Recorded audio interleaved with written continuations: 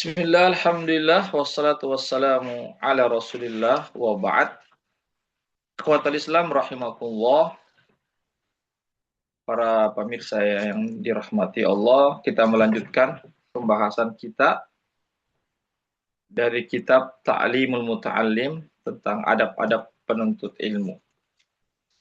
Ya, disebutkan dalam kitab ini bahwasanya keutamaan ilmu itu ya tidaklah tersembunyi oleh seseorang. Karena ilmu itu merupakan kekhususan yang ada pada manusia. Kenapa? Karena semua sifat-sifat kecuali sifat ilmu, maka itu semua ada pada makhluknya. Ya, seperti manusia, seluruh hewan-hewan memiliki sifat-sifat yang lainnya selain ilmu. Ya, seperti keberanian itu ada pada hewan. Ya, kemudian kekuatan ada juga pada seluruh hewan. Ya, kemudian kedermawanan, ya sifat rahmah juga, ya sifat penyayang, dan sifat-sifat yang lainnya itu ada pada hewan, bukan hanya pada manusia saja. Hewan juga ada, kecuali ilmu. Ya, ilmu hanya dimiliki oleh manusia. Luar biasa ya. Apalagi kalau ilmu agama, ya itu akan membuat manusia itu lebih mulia di sisi Allah Subhanahu wa taala. Ya, ini menunjukkan bahwasanya kita mesti bersungguh-sungguh untuk meraih ilmu, untuk mempelajari ilmu, terkhusus ilmu agama sebagai bekal kita kehidupan dunia dan akhirat kita. Ya, ilmu itulah yang membedakan kita dengan makhluk yang lainnya, yaitu seperti hewan misalnya. Hewan tidak memiliki ilmu, sedangkan manusia memiliki ilmu. Namun jangan sampai kita tidak bersungguh-sungguh untuk meraih ilmu itu, terkhusus ilmu agama ya. Ya, ayo kita berupaya untuk mempelajari, untuk meraih ilmu agama, mempelajarinya untuk bekal kita di dunia ini dan di hari akhirat. Kita ketahui bersama bahwasanya Nabi Adam alaihissalam itu mendapatkan kemuliaan dari Allah Subhanahu wa taala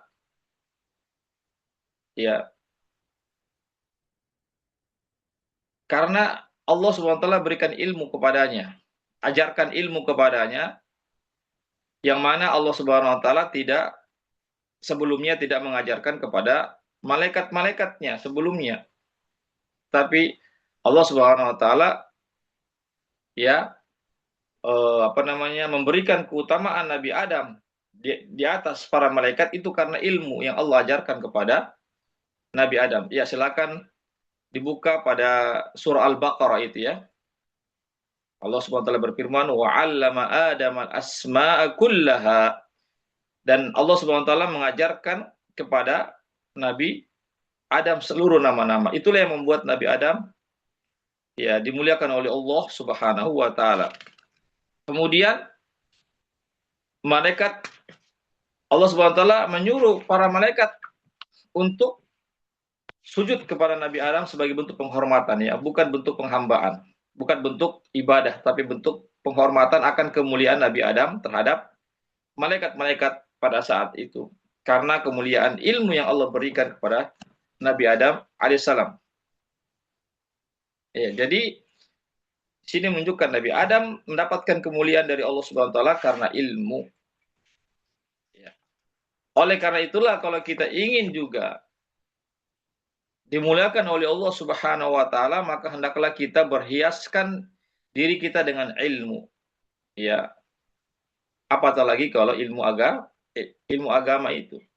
Ya, ilmu agama Islam, karena kita adalah sebagai seorang muslim, maka kalau kita ingin mendapatkan kemuliaan dari Allah Subhanahu wa taala, maka hendaklah kita memiliki ilmu.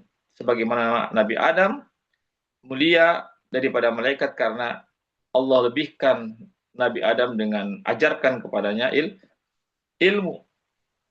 Iya, lalu Allah Subhanahu wa taala memerintahkan kepada Adam untuk memberitahukan ilmu-ilmu tersebut kepada, ya, atau nama-nama benda, ya, yang Allah ajarkan kepada Nabi Adam untuk disampaikan kepada para malaikatnya.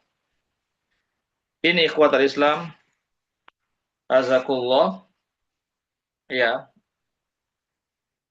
berdasarkan daripada